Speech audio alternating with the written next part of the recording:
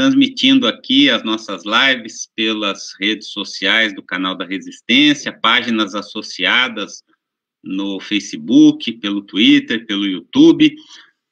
Nós agradecemos aí você que está nos acompanhando hoje, que é um dia muito especial para nós, né? Como a gente adiantou na divulgação da nossa live de hoje, nós vamos receber aqui convidados e convidadas muito importantes da luta do povo brasileiro por saúde pública, pelos direitos humanos, pela dignidade da pessoa humana, afetados todos esses direitos nossos pela pandemia do coronavírus e pela forma como o governo federal, principalmente, e muitas outras autoridades com ele associadas, vem tratando, né, a pandemia da Covid-19 aqui no Brasil. Isso tem sido objeto de grandes debates aqui no Hora 13, você tem nos acompanhado, né, principalmente por ocasião do lançamento da Frente pela Vida, no ano passado, fizemos a semana toda de debates, e agora, nesse ano, 2 vezes por mês, temos debatido a questão sanitária, que é um dos temas mais graves que a história republicana do Brasil já enfrentou, vem enfrentando, por isso merece, né, essa discussão permanente. E nós vamos hoje aqui ouvir do nosso companheiro deputado Pedro Czar, que já está conosco aqui na sala, né, uma proposta muito importante que vem sendo construída nas últimas semanas, por iniciativa dele, de um grupo de parlamentares, mas que já extrapolou para a sociedade civil brasileira, para as organizações populares, né, para as associações em defesa da saúde pública, para as entidades científicas, religiosas, movimentos populares, enfim. Hoje, o tema da solidariedade com as vítimas da Covid-19 está pautado de uma forma permanente na vida política brasileira, e o que faltava, talvez, fosse dar uma organicidade para que essa voz das vítimas, familiares, entidades que estão com a mão na massa trabalhando contra a Covid-19 pudessem se alçar a um novo patamar. E nós esperamos que isso seja atingido com a criação, amanhã, sexta-feira, da Associação Nacional em Apoio e Defesa dos Direitos das Vítimas da Covid-19, que vai acontecer às 19 horas, né, portanto, amanhã, dia 30, sexta-feira, numa grande sala de Zoom, e como não vai caber todo mundo, né, nas redes sociais, que estão se associando também para a transmissão desse evento, e eu queria, então, repercutir isso aqui. O Hora 13 tem o compromisso, né, de tratar dos grandes temas que unificam a luta do povo brasileiro nesse momento. E nós esperamos que essa associação seja capaz de criar essa grande unidade, essa grande força política, para que nós tenhamos, então, um sujeito novo no grande debate sobre os rumos do país a partir dessa pandemia. Então, nós vamos receber aqui também convidadas, que eu vou apresentando no decorrer do programa. Você fica conosco até às 13 horas, e você que está nos acompanhando pelo YouTube, pode deixar o seu nome, cidade, seu comentário, sua questão aqui no chat do YouTube, para a gente também ir interagindo.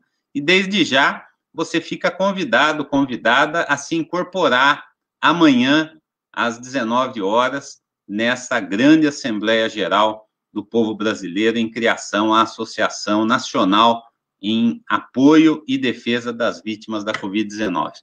Para conhecer um pouco melhor da proposta, então, vou passar a palavra rapidinho aqui. Hoje vai ser tudo rapidinho, eu vou chamando, as pessoas vão falando, 2, 3, 4 minutos, porque nós queremos ouvir o máximo de pessoas e comprometê-las, né, como você também que está nos assistindo, com essa grande iniciativa.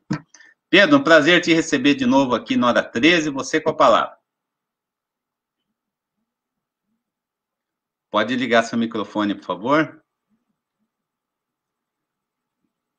Tem que ligar o microfone, Pedro, por favor. Isso. Muito obrigado, Renato Simões. Muito obrigado por essa oportunidade da Hora 13 no canal e a Rede da Resistência, permitir que tantas lideranças ao nosso lado, aqui com tantas histórias nas suas instituições, como do Davidson, do Darcy, do Daniel, do Fernando Pigato, do Túlio e da Sueli, e tantas outras lideranças que vão passar hoje por esse horário de 1 hora, partilhar esperança, partilhar futuro, a partir de um presente profundamente contraditório, de um presente com um profundo impacto desta crise sanitária, que ela não pode ser nem banalizada, nem naturalizada, e, ao mesmo tempo, tem que ser compreendida nas suas contradições. Então, esta associação que nasce no dia de amanhã, fruto desse mutirão da sociedade civil organizada, portanto, é uma associação da sociedade civil, nós estamos mobilizando, motivando, articulando, mas vai ser a sociedade civil, através de suas entidades e através de pessoas, cidadãos, que têm no horizonte a defesa da justiça, a defesa da vida, vai criar juntos, vai apertar o dedo lá de participar desta assembleia para dizer, eu quero participar desta história, para compreender esse momento. Portanto, uma associação que nasce com profunda solidariedade humana às vítimas da Covid. Estamos falando em 400 mil famílias que têm vítimas fatais. Estamos falando de milhões de brasileiros que passaram por Covid, muitos vão ficar com profundas sequelas para o longo da sua vida.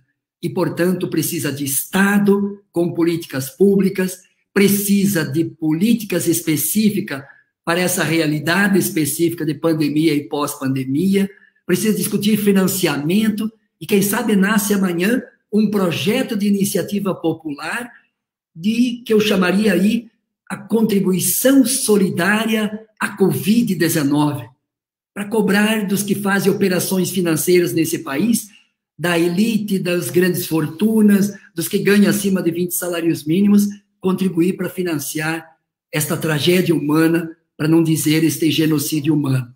Então, uma associação que nasce também para responsabilizar os agentes, o Estado brasileiro, por esta pandemia. Porque pandemia, sim, é mundial, mas o jeito de enfrentar a pandemia é nacional. E o jeito que o Bolsonaro e seu governo estão atuando, não com omissão e ação, precisa discutir, interpretar e responsabilizar. Portanto, é uma associação solidária que nasce amanhã. Todas as vítimas, familiares das vítimas, estão convidados para participar. Todos os profissionais da saúde, com suas entidades, convidados para participar. Como dos psicólogos, dos assistentes sociais, dos advogados dos direitos humanos, bem-vindos a essa associação.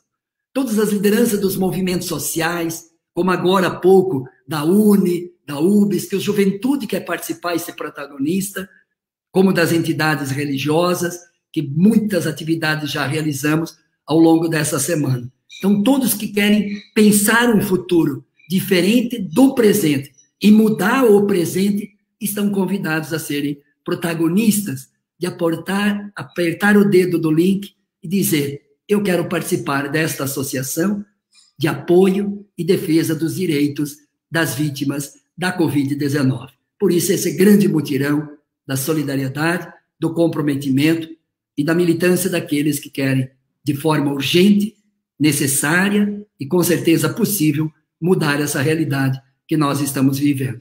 O passado e as mortes não temos mais o que fazer. Vamos reparar, vamos fazer a memória histórica das vítimas, vamos trazer a visibilidade às vítimas da Covid, principalmente os mortos, mas vamos dizer daqui para frente, basta, e daqui para frente é o que nós queremos. Portanto, é uma associação que nasce com profunda indignação ao presente, às injustiças e às mortes, mas é uma associação com muita esperança, com muita possibilidade, com muita utopia.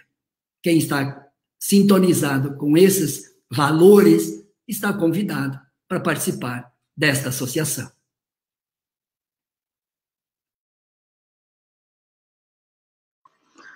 Muito bem, Pedro, realmente muito inspiradora aí a sua fala e a sua iniciativa, né? Eu tenho acompanhado aí as reuniões que tem havido em vários estados, né? Nós já estamos aí com uma grande mobilização virtual e uma grande adesão de entidades importantes aqui da nossa sociedade civil. Muitas estão aqui hoje presentes, amanhã, com certeza, o número será muito grande, né?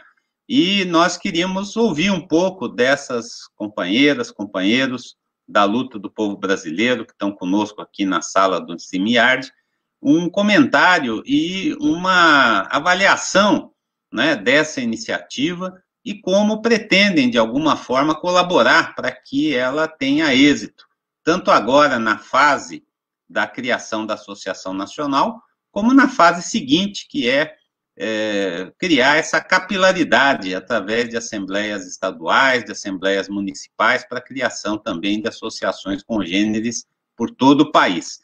Uma das pessoas que foi imediatamente conquistada por essa proposta, Pedro, e que nos ajudou bastante aqui também na mobilização de outras entidades, é a irmã Sueli Bellato, que vai dar a sua palavrinha agora, e ela é a coordenadora da CRB, não é, a Conferência dos Religiosos do Brasil, aí em Brasília, no Distrito Federal, e uma grande ativista e defensora dos direitos humanos. Como a gente não tem tempo, não vou nem contar para vocês tudo que a Sueli já fez e faz na luta do povo brasileiro, mas ela ficou uma entusiasta dessa proposta da associação, e a gente queria ouvi-la, né, já que ela tem outro compromisso, logo na sequência, né, às 13h30, que ela pudesse, então, abrir com chave de ouro aqui a nossa rodada de comentários. Você, Sueli.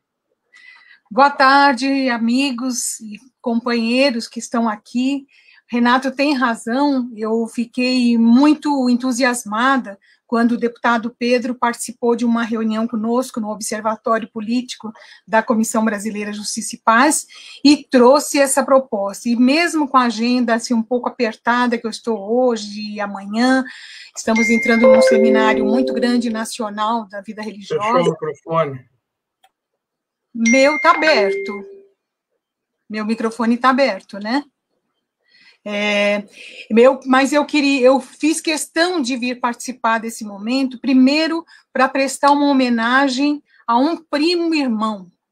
Eu ontem à noite perdi mais um primo irmão. Já perdi meu irmão o ano passado, tenho mais 3 primos internados em São Paulo, e esse primo se isolou numa chácara, ficou em Conchas durante 1 ano, mas foi atender, por exigência da solidariedade, um atendimento de levar um casal a Sorocaba, e acabou contraindo a Covid e não superou todas as consequências da Covid. Então, o José Maria Bellato, o Zeca, a minha homenagem, eu ainda estou muito mexida, desculpe.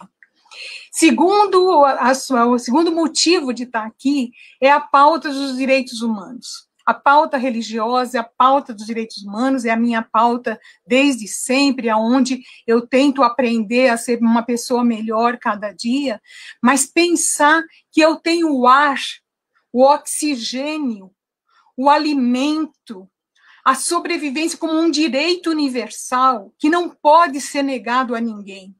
E esse direito está sendo negado.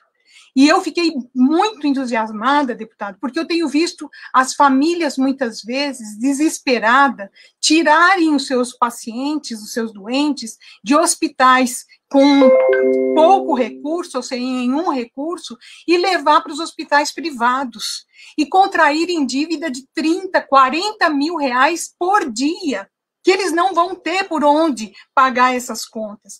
Então, pensar numa associação que tenha a solidariedade como suporte primeiro, a assistência jurídica, assistência psicológica, nós não estávamos preparados para viver tantas perdas de pessoas queridas com um potencial de transformação na nossa sociedade tão grande.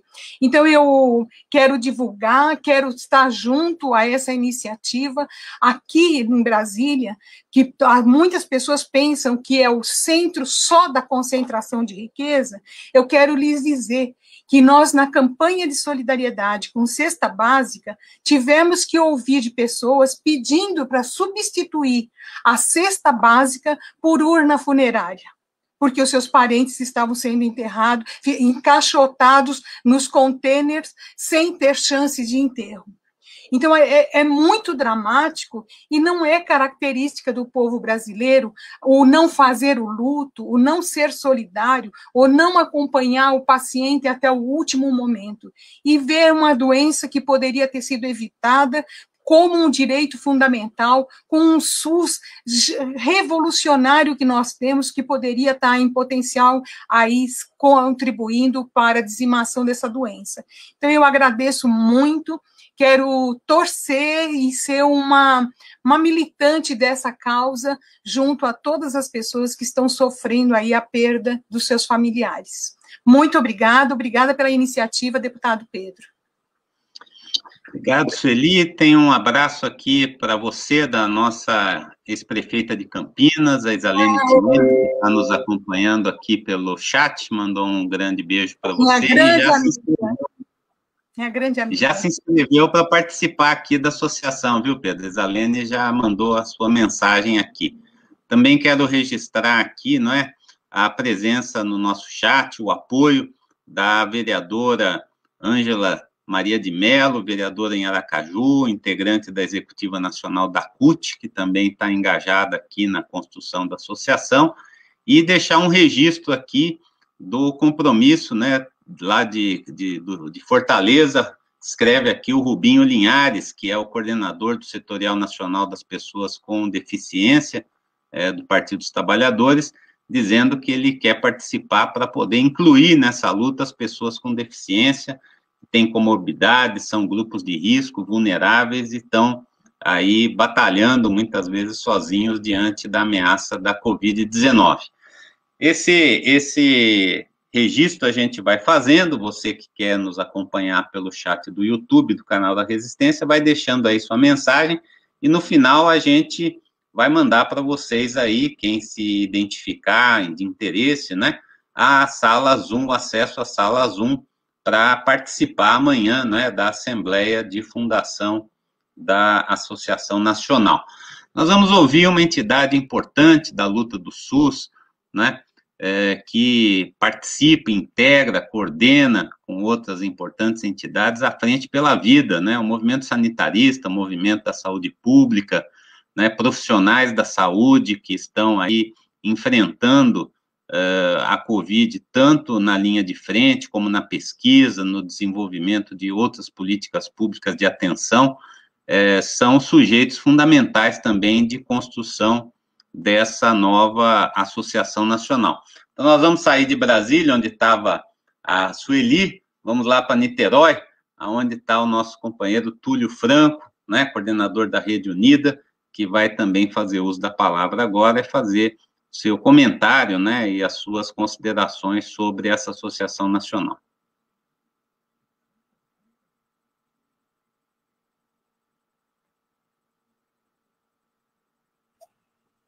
Me ouvindo? Sim, perfeitamente. Me ouvindo, Renato? Sim, sim. Então, boa tarde a todas as pessoas. Boa tarde a todas as pessoas. Eu quero cumprimentar aqui o deputado Pedro Xay, Fernando Pigato, nosso colega, presidente do Conselho Nacional de Saúde, os outros colegas que aqui estão, parabenizar pela iniciativa. Eu sou Túlio Franco, professor da Universidade Federal Fluminense, coordenador da Rede Unida, membro da Frente pela Vida. Nós estamos, desde o início da pandemia, fazendo um enfrentamento diário, frontal, contra a pandemia, mas vimos também que esse era um enfrentamento contra o próprio governo federal. Nós vimos nas medidas do governo que essas medidas do governo estavam, de alguma forma, servindo para prejudicar o enfrentamento da pandemia. E nós tivemos uma comprovação cabal dessa atitude, que eu diria dolosa, do governo federal, que um estudo realizado na USP, coordenado pela professora Deise Ventura, esse estudo que analisou 3.049 documentos, portarias e decisões do governo federal no ano de 2020, comprova que o governo atuou para disseminar o vírus na população brasileira. Então, isso é uma peça, um dossiê absolutamente importante, com comprovação científica para essa afirmação. E o governo fez isso, não fez de desconhecimento, não fez de... Ele fez isso pautado num projeto, que era o projeto de criar imunidade de rebanho na população brasileira, ou seja, imunizar 70%, 80% da população através da infecção das pessoas e, portanto, imunização natural. Isso é um projeto negacionista.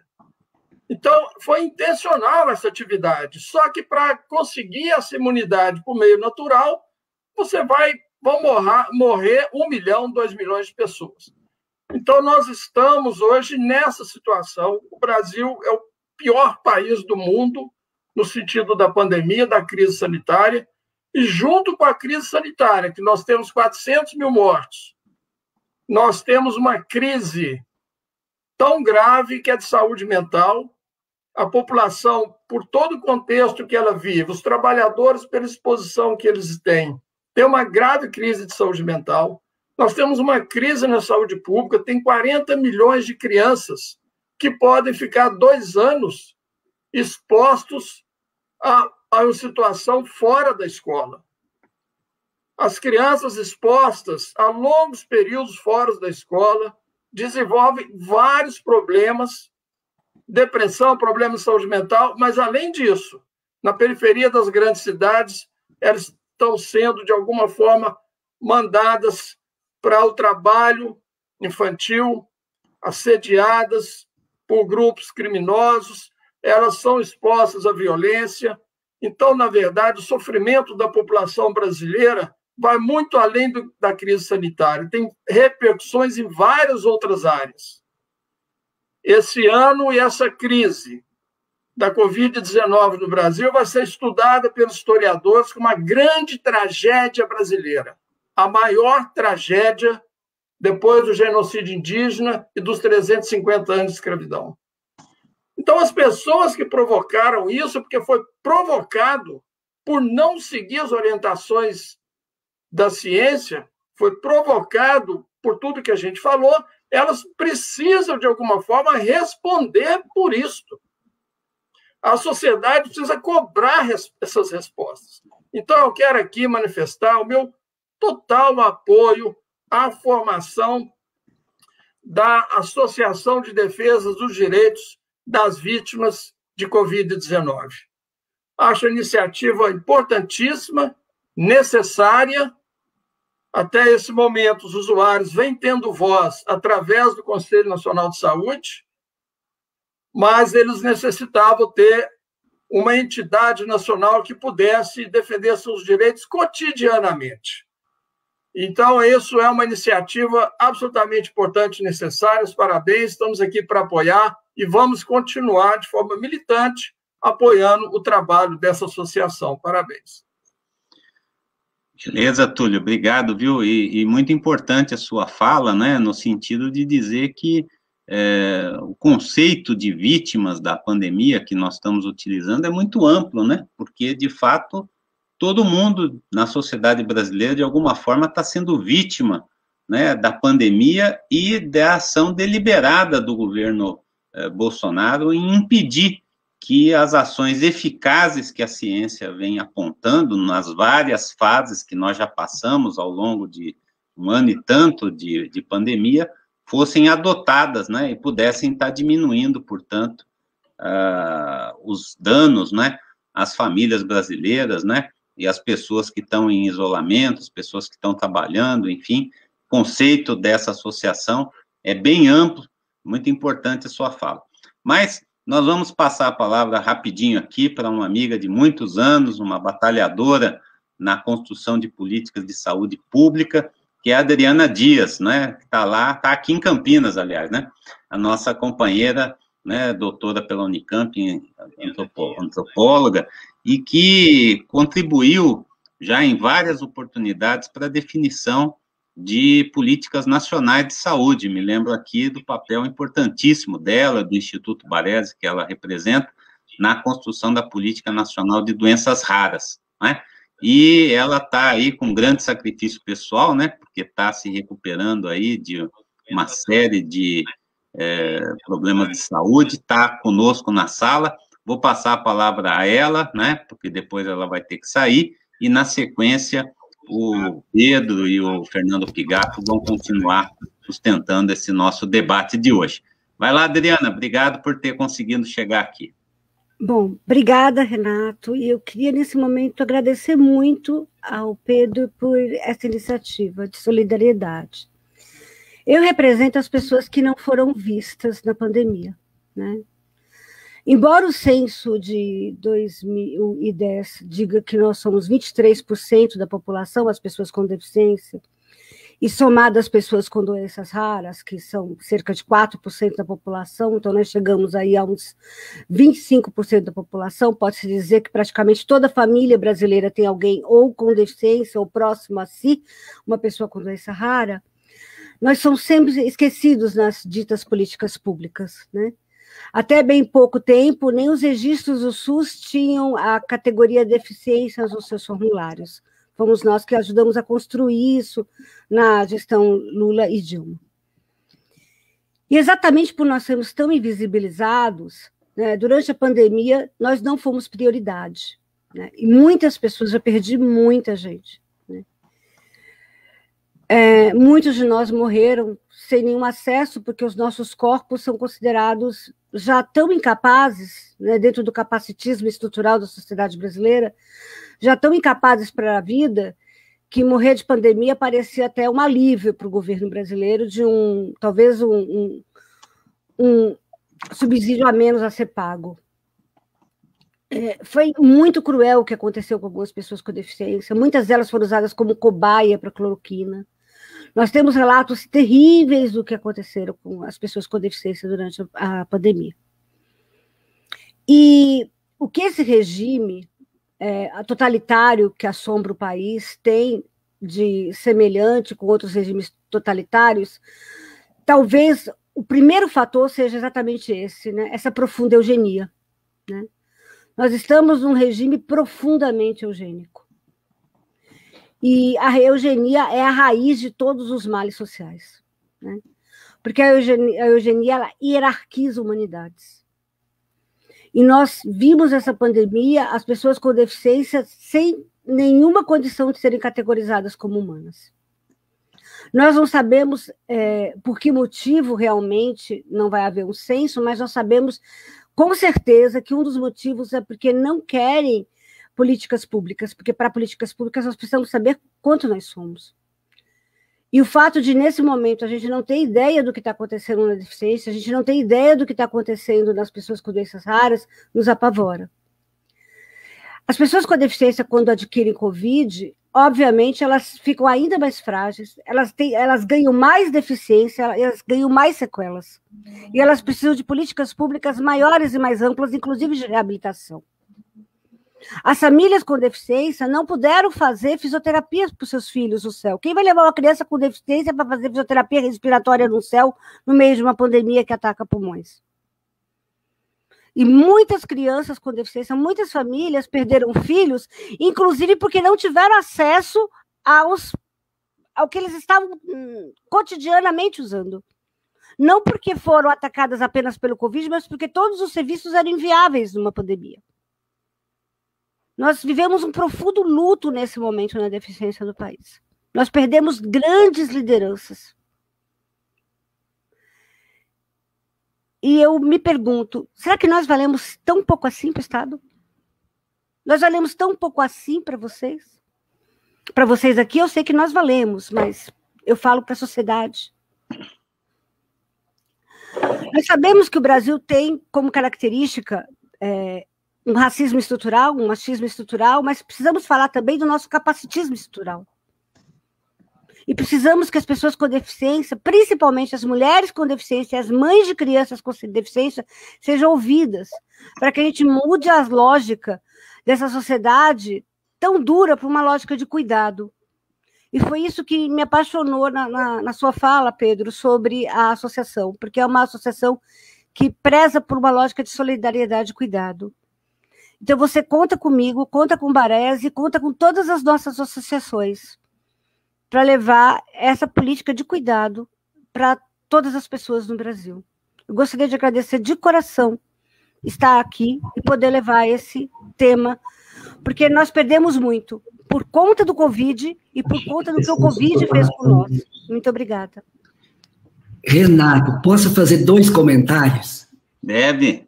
Então, o primeiro comentário com o Túlio, dialogando com o Túlio, com toda a sociedade brasileira a partir da fala do Túlio, que foi tão emblemática na tese central, que a pandemia, eu acho que tem 3 grandes horizontes de interpretação da pandemia. Uma que é mundial, é brasileira e é mundial. Não tem muito o que fazer, a não ser cada um se virar e, do jeito que pode, tentar sair dessa. Portanto, pandemia como uma coisa meio natural, global e que meio inexorável. E tem muito discurso nisso. A segunda compreensão, em tese, de que aqueles que criticam o governo brasileiro, de como um governo incompetente, negligente, inclusive se usa a expressão desgoverno. Por isso, esta tragédia, essa situação de pandemia no Brasil. Essa é uma segunda interpretação em relação à pandemia.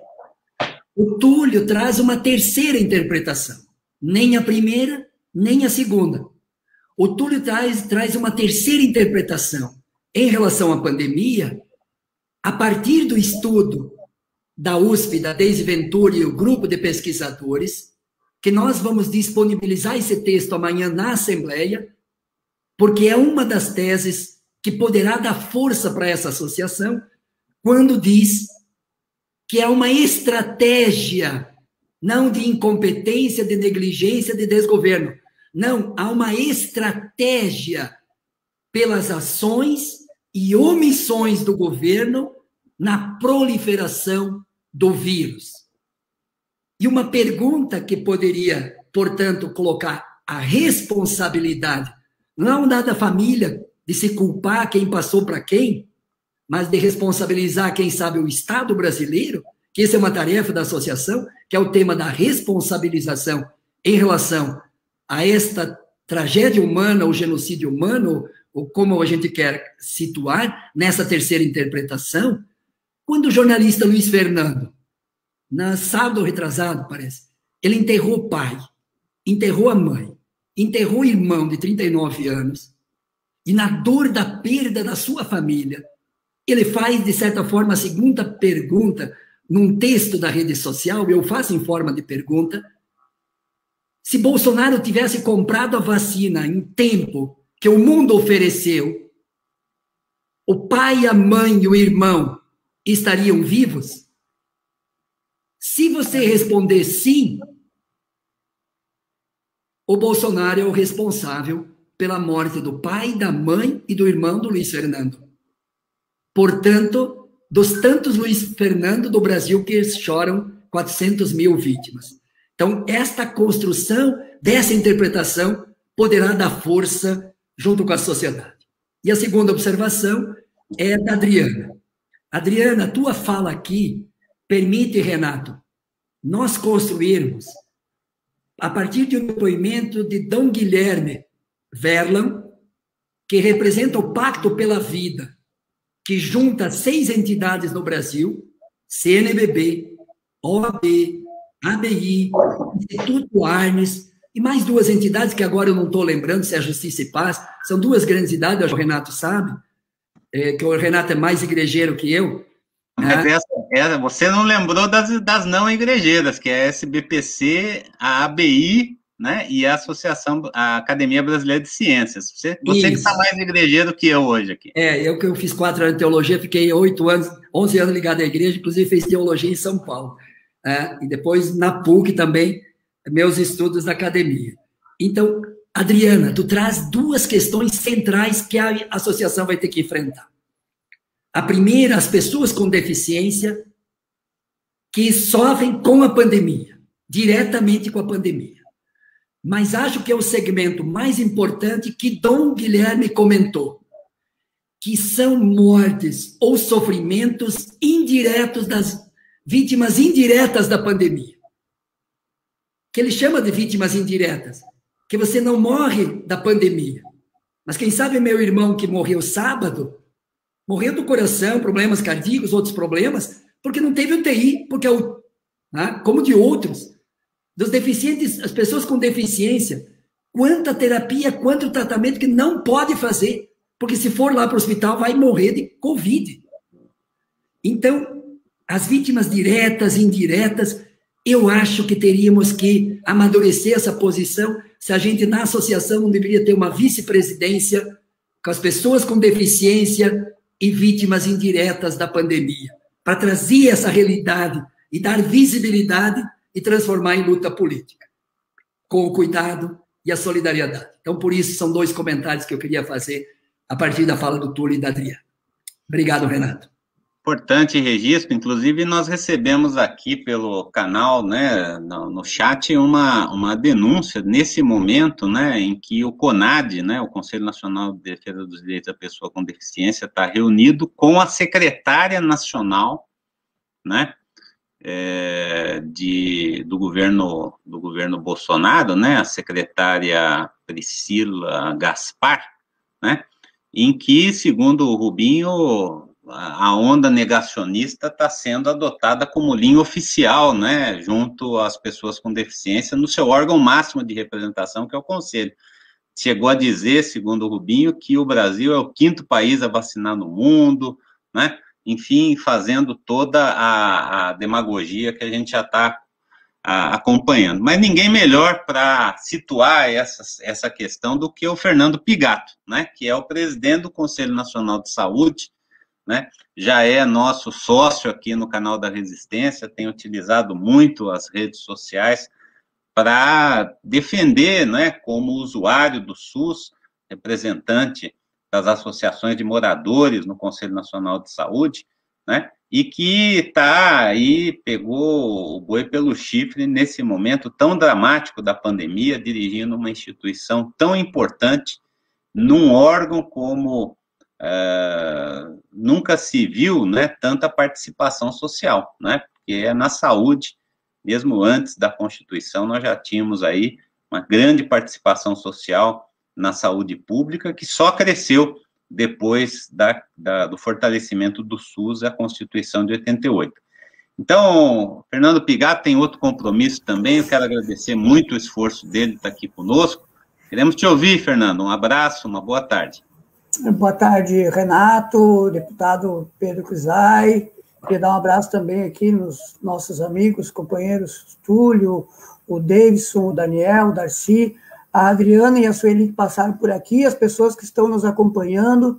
Queria dizer que no momento em que a gente foi contatado, né, pelo Renato e o deputado Pedro Cusai para tratar sobre esse tema, né, dessa importante associação, né, que estará sendo criada amanhã, né, a Associação Nacional em Apoio e Defesa dos Direitos das Vítimas da Covid-19. Vida e Justiça. Nós, na hora, topamos o desafio de ajudar, obviamente, a mobilizar, né, seja no Conselho Nacional de Saúde, as nossas redes de conselhos por esse Brasil afora, e todas as demais organizações, entidades, movimentos, que a gente tem alguma ligação, o próprio Túlio aqui representando a Frente pela Vida também lá, né? E porque é fundamental. A gente tem também a mesma interpretação, né, que o Túlio traz aqui, outras falas também trouxeram, de que o que está acontecendo no nosso país não é por acaso. Não é por acaso. Aliás, teve uma fala, inclusive, essa semana, né, do ministro da Economia, numa reunião com o chefe da Casa Civil, com o ministro da Saúde, com o Conselho de Saúde Suplementar, né, onde estava sendo alinhavado, né, o processo cabal das consequências, inclusive, geradas pelo colapso do sistema de saúde do nosso país. Por quê? Porque desde o golpe de 2016, a emenda constitucional 95, as reformas trabalhistas, a previdência, a retirada de direitos, o sucateamento, desfinanciamento do SUS e ataques a todas as políticas sociais, era para gerar um caos no que é público, para que as pessoas que têm acesso ao que é público se revoltem, porque não têm um atendimento que merecem, e, portanto, mal comparando, né? Nós falamos aqui de vidas, mas mal comparando, é tipo assim, deixa o asfalto esburacar para depois justificar o pedágio. Porque aí a pessoa vai dizer, bom, se eu não consigo andar numa estrada esburacada, eu pago o pedágio para poder andar numa estrada sem buraco. Só que aqui nós estamos falando de vidas, mas o projeto é o mesmo. É um projeto ultra neoliberal que tem nas privatizações um dos seus principais focos e, portanto, tu tem que gerar o colapso. E é um projeto que está lá colocado nas suas teses que tem muita gente em cima da face da terra que para eles é plana. Então, obviamente, que para um presidente que disse que na época da ditadura tinha que ter matado mais de 30 mil, chegou a oportunidade de matar centenas de milhares. Milhões, quem sabe? Porque a tese da imunidade de rebanho, se nós não tivéssemos lutado contra ela, se nós não tivéssemos todos os dias feito a disputa com a sociedade de que não era aquele o caminho, imaginem que cenário nós estaríamos vivendo hoje, se nós não tivéssemos o SUS, que mesmo sucateado, mesmo desfinanciado, mesmo atacado, mas está enraizado nos territórios, nas comunidades, e que tem salvado milhões de vidas, que obrigou, inclusive, aqueles que atacaram, que desfinanciaram, que ajudaram a aprovar a emenda da morte, a vestir o colete do SUS, quando chegou a pandemia lá no início do ano passado, e ainda saíram como heróis, que hoje ainda posam de heróis, mas também são responsáveis. Portanto, isto que está acontecendo hoje, tristemente, mais uma marca, 400 mil vidas perdidas. Nós precisamos, sim, transformar esta dor, transformar este luto em luta e esperança. Nós temos uma ação, inclusive, de várias entidades, centrais sindicais, que integram o Conselho, que integram a Frente pela Vida, no Supremo Tribunal Federal, sobre a questão de lockdown de 21 dias, com auxílio emergencial de R$600, com proteção às camadas vulnerabilizadas, com manutenção do emprego e todas as demais medidas que já tinham que ter sido tomadas há muito tempo para cortar a transmissão do vírus, para, inclusive, ajudar a economia. Porque é um falso discurso que eles fazem, ou é a vida ou é a economia. Não, a economia depende da vida. E, logicamente, que a vida depende da economia, mas para isso funcionar, tem que fazer a coisa certa, que não foi feita desde o início. E, portanto, essas vítimas que nós temos hoje, nós, como já foi falado aqui, somos vítimas, porque todos os dias a gente perde alguém, conhecido, amigo, colega, parente, mas a gente tem que continuar lutando, resistindo e fazendo a diferença. E acredito muito. Por isso estou aqui, estarei amanhã, estamos mobilizando, acredito muito que esta associação também vai cumprir o seu papel. E quem sabe, no futuro, ela inclusive estará integrando o Conselho Nacional de Saúde, porque cada vez mais nós precisamos fortalecer também este controle social que tem resistido e tem enfrentado a Covid-19, junto com tantas outras forças da sociedade brasileira e que tem evitado o pior em nosso país. Então, uma honra poder estar aqui com vocês, mesmo nesse momento difícil, mas a gente tem que levantar a cabeça, olhar para frente e seguir esperançando. Porque se a gente já venceu momentos difíceis da história da humanidade e do nosso país, já vencemos aqueles que defenderam a tortura, as prisões, as mortes, a ditadura, os fascistas, venceremos novamente. E essa associação, creio que será mais um espaço fundamental para a gente vencer mais essa etapa difícil. Um forte abraço, nossa solidariedade a todos e todas e todos que perderam entes queridos, familiares, amigos, colegas, neste período tão difícil. Mas é em memória destas perdas que a gente vai seguir lutando. Valeu, Fernando, muito inspiradora a sua fala mesmo, né? A gente agradece muito, né, todo o apoio que você tem dado também, né, à construção da associação, articulando as entidades, né? E eu queria passar a palavra também para um outro segmento que está muito presente no Conselho Nacional de Saúde e que enfrenta no dia a dia a Covid sem nenhum tipo de política pública estruturada, né?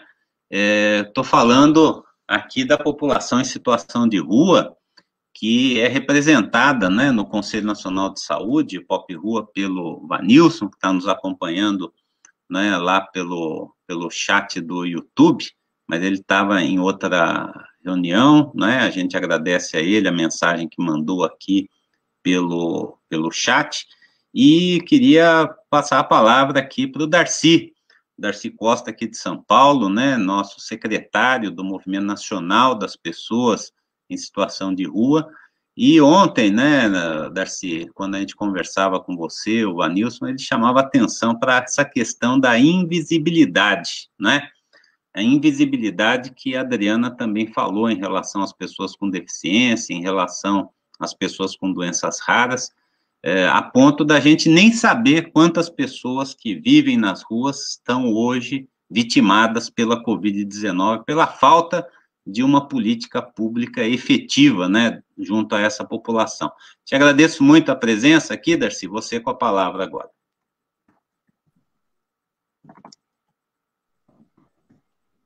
Obrigado, Renato. Uma boa tarde a todos. Quero cumprimentar também o deputado Pedro pela oportunidade e também pela iniciativa, né, da criação da associação. É fundamental, parabéns, né, por essa ideia. É de fundamental agora esse momento de unificação, porque os inimigos estão bem claros, né? Temos um inimigo comum que assola o mundo, que é essa pandemia, e que o mundo hoje está unificado dentro de uma proposta de encontrar essa vacina, né, a cura para todos, e barrar essa barreira que é a quantidade enorme de pessoas que vem falecendo no Brasil e no mundo inteiro, e pior aqui no Brasil, por conta de um inimigo também, de uma administração pública, né, hostil, que se coloca também de uma forma polarizada, né, está mais preocupada nesse momento de se colocar contrário, né, às questões sociais da sociedade, às necessidades da sociedade, e está mais preocupado em se eleger. Então, a gente tem aí isso muito bem claro hoje, né? E nós temos que nos unir realmente. Eu acho que a associação ela é fundamental nesse momento. Nós temos que agregar, nos fortalecer a nível nacional nesse combate à Covid-19. E não é diferente com a população em situação de rua. Segundo o IPEA, nós estamos,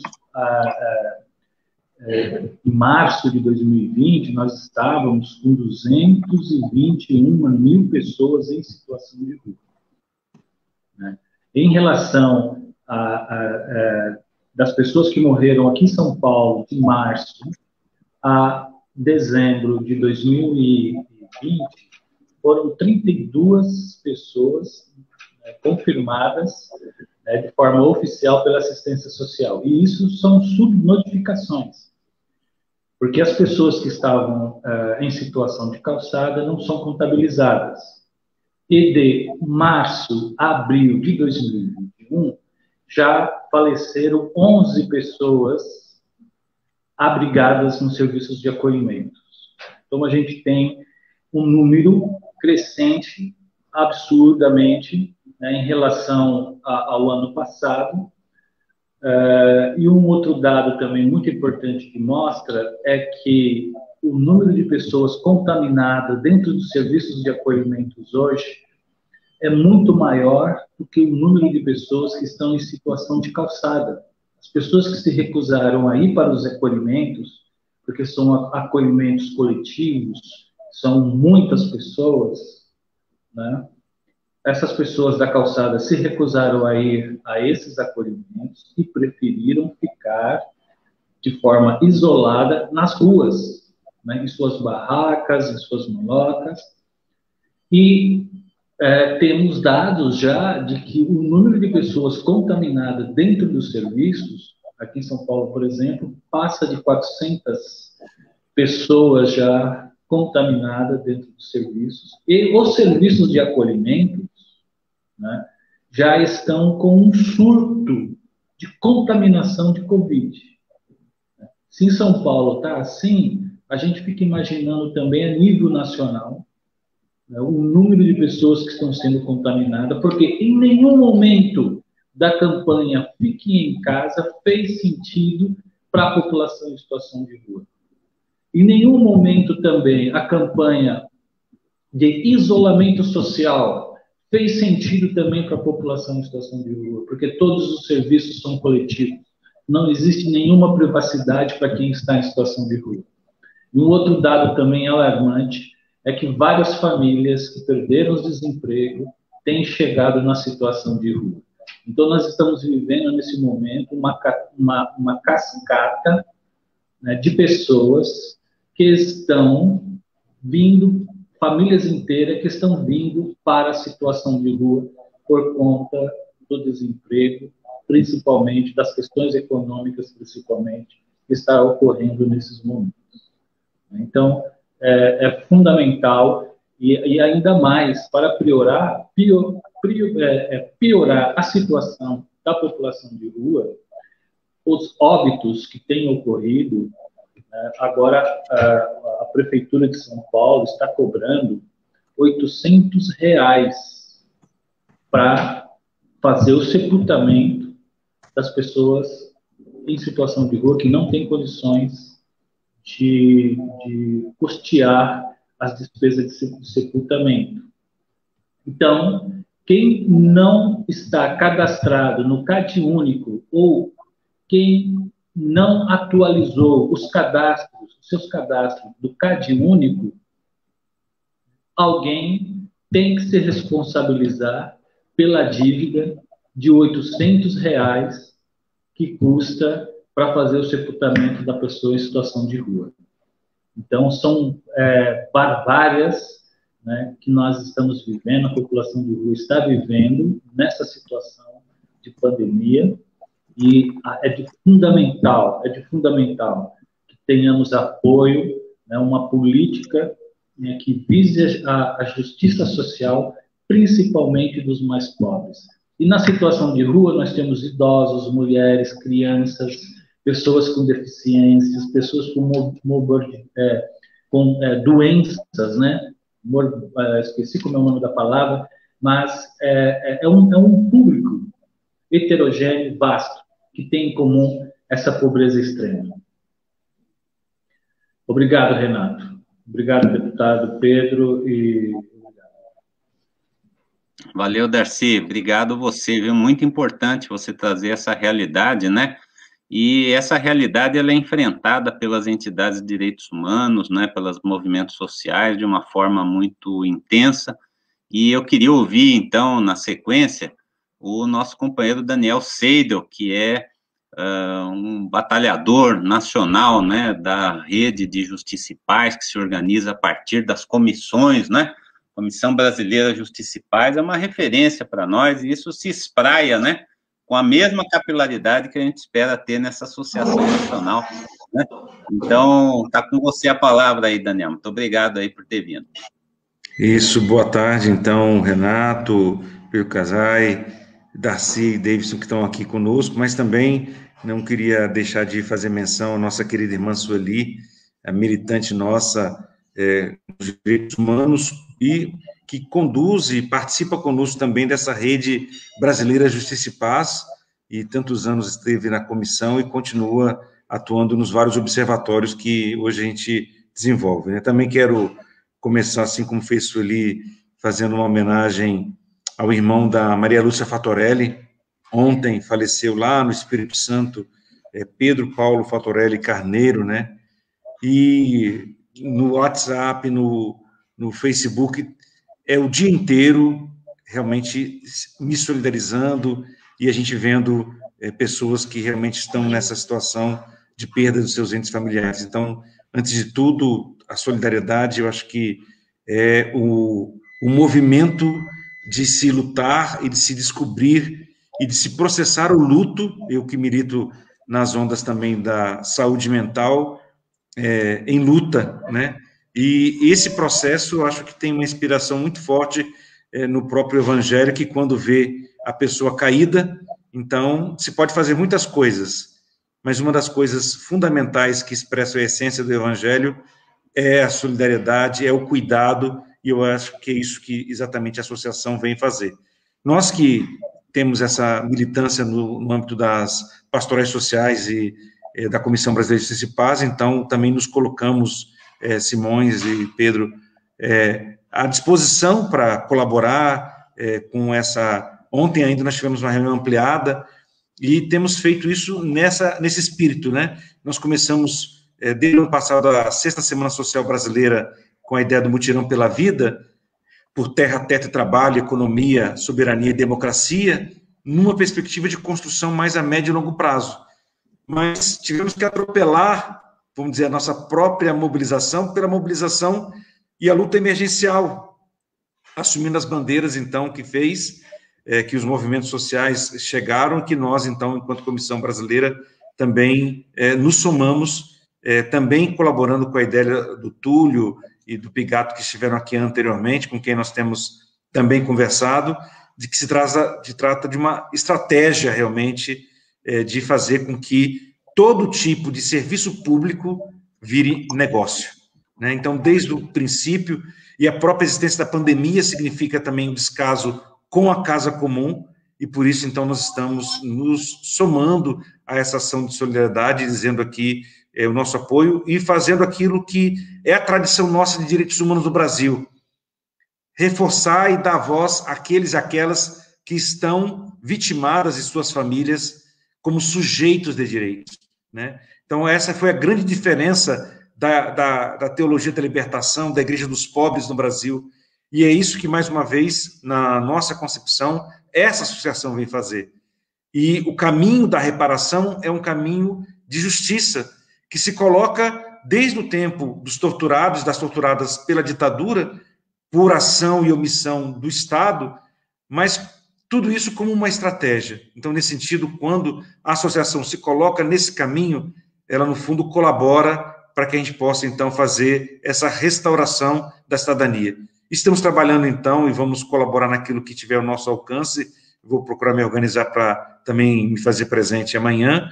E, ao mesmo tempo, estamos juntos na mobilização do Pacto pela Vida pelo Brasil. Pedro falava de Dom Pedro, de Dom Guilherme, né? Nosso bispo de Lages e presidente da comissão do... E nós formamos também um grupo de trabalho no âmbito do Conselho Nacional do Laicato, que quer mobilizar 1 milhão de pessoas, né? E lá nós temos companheiros de Santa Catarina também muito presentes conosco, né? Justamente para que nós possamos fazer com que as pessoas despertem. Esse foi o chamado que os bispos da Carta ao Povo de Deus de 22 de julho do ano passado fizeram.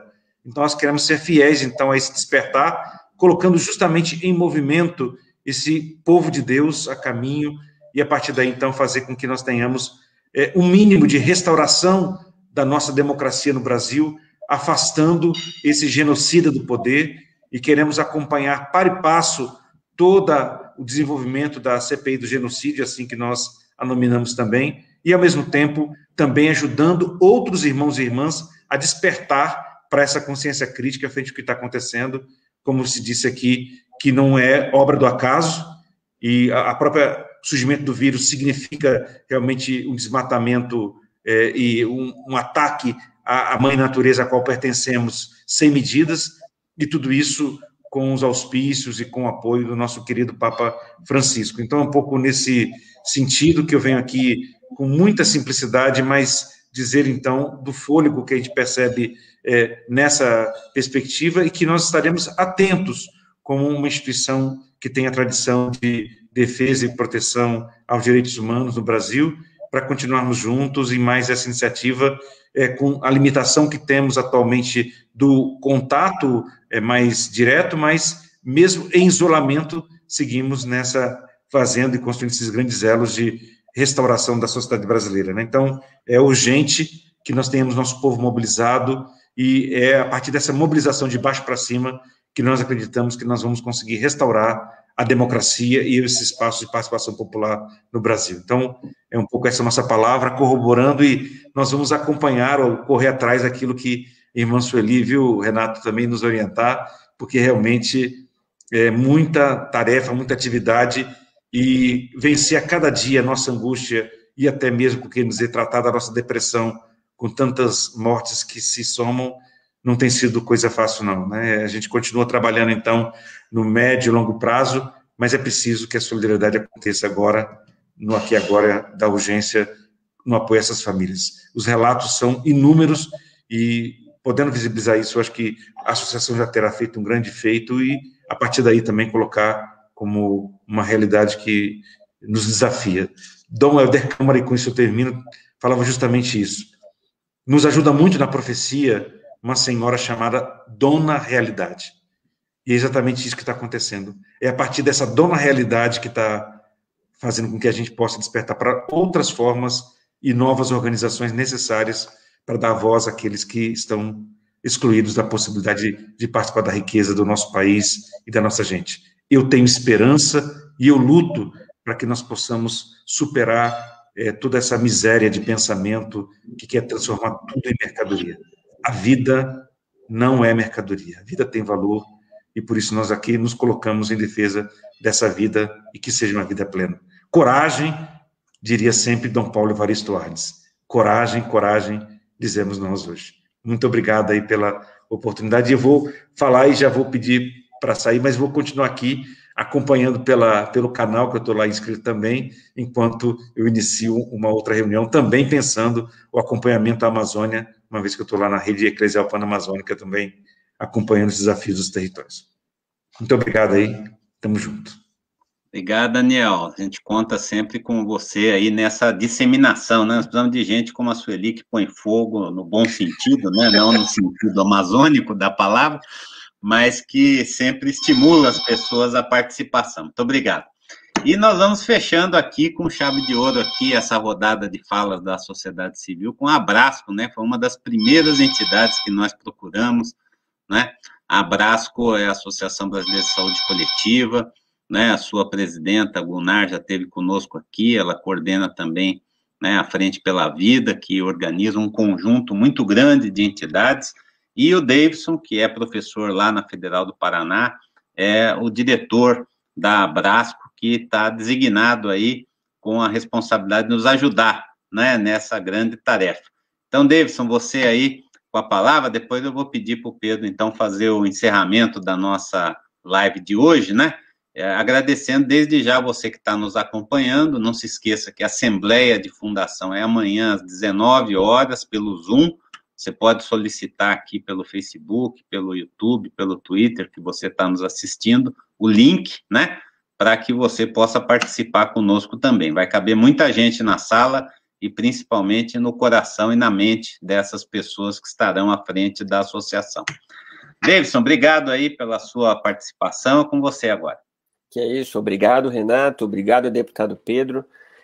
A gente da Associação Brasileira de Saúde Coletiva, a gente ficou muito feliz com a proposta, a gente quer dar os parabéns, e assim que a gente ouviu a proposta, rapidamente a gente resolveu embarcar nela, porque a gente entende, e explicar um pouquinho para o pessoal, a Associação Brasileira de Saúde Coletiva é uma entidade científica, mas também política, que reúne vários epidemiologistas, pesquisadores em ciências, da saúde e saúde coletiva, né? Que a gente fica pasmo, igual várias falas que que já passaram aqui, com o descaso que a gente vê em relação à pandemia. A gente ficou também muito empolgado porque a gente sabe, pela história do SUS, que o Sistema Único de Saúde não é dádiva de nenhum governo.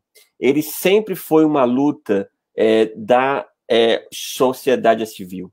A gente precisa lembrar que quando o SUS nasceu lá em 1990, foi no governo de Fernando Collor de Mello, que era um presidente anti-SUS, igual esse que está aí hoje, né?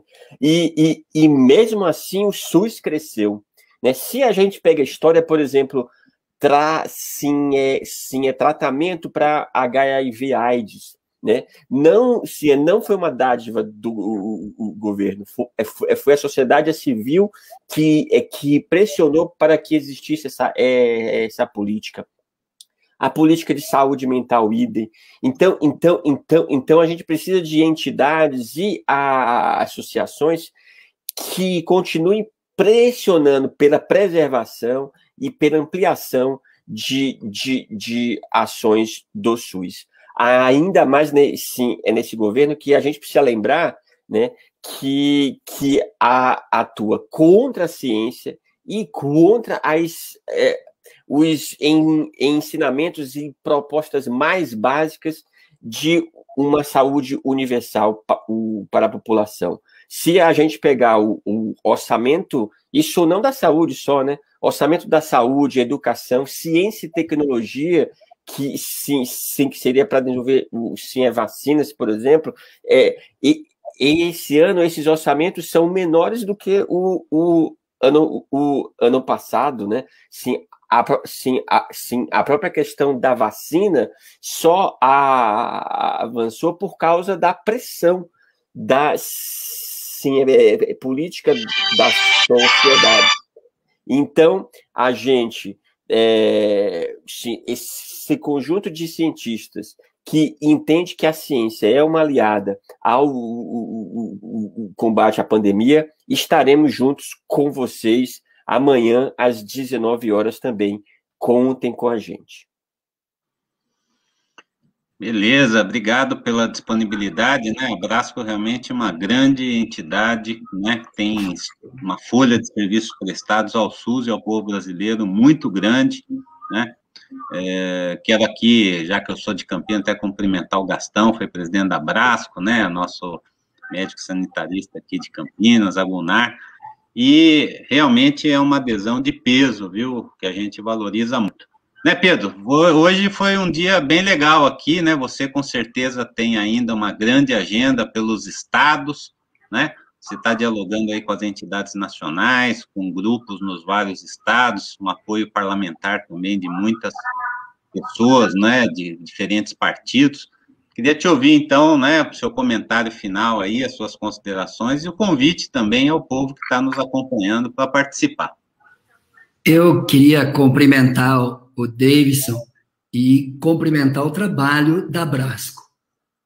E quem sabe, Davidson, uma das frentes de luta que foi manifestada nesta live aqui, Renato, além daquela temática que a Adriana trouxe para nós, a questão do meio ambiente e promoção da saúde pode ser um eixo fundamental de enfrentamento do futuro, né, que é a promoção da vida, que é a promoção da saúde, como um viés diferente do que essa questão de tratar a doença, de tratar a consequência. E aí todo o debate que a Brasco no dossiê, que é histórico, que é o maior monumento da ciência brasileira, que é do dossiê que traz o debate da saúde coletiva, dos agrotóxicos, dos venenos desse país, não tenho dúvida que foi o melhor documento que o Brasil produziu até hoje, e foi a entidade de vocês. Eu venho da academia, tenho a dimensão desse significado. Por isso, a contribuição de vocês já é inestimável. E quando você legitima esta associação, o quanto a Brasco, junto com as demais entidades do Frente pela Vida, poderão contribuir e ser protagonista desta construção, deste sujeito coletivo. E eu acho que, Renato, aqui eu queria concluir com duas dimensões aqui que essa live nos deixou claro. Luto, indignação quando não dizer revolta com o que está acontecendo com esse país, com esse Brasil, com a postura negacionista e da estratégia de proliferação do vírus pelo governo Bolsonaro. A associação vai participar dessa história também. Mas o Pigato sintetizou o segundo elemento que nos move.